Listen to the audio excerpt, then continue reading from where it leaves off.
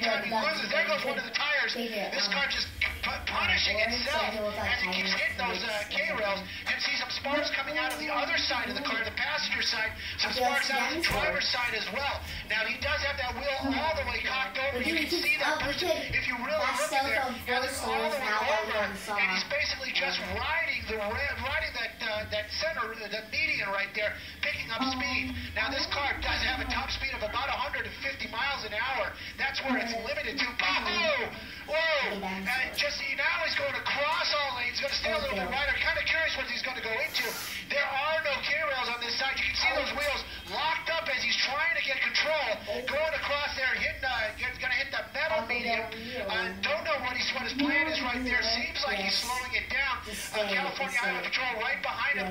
Smoke coming out of the car right now. Smoke coming out of the car. Don't know if that vehicle is stopping on its own or if it's the driver that's is doing it. But right now, officers got their guns out. This car completely smoking right now, probably from hot metal and rubber and maybe brakes. Don't see any fire. Now, one thing I did see when I glanced over there was a dog in that gaggle of officers.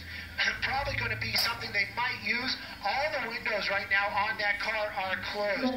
So, this may become some sort of standoff out here. I believe we are very close to the 71 if we're not on it right away. But Santa Ana Canyon, we're right in the Santa Ana Canyon, almost into the Corona area, almost in the middle. Now, the 91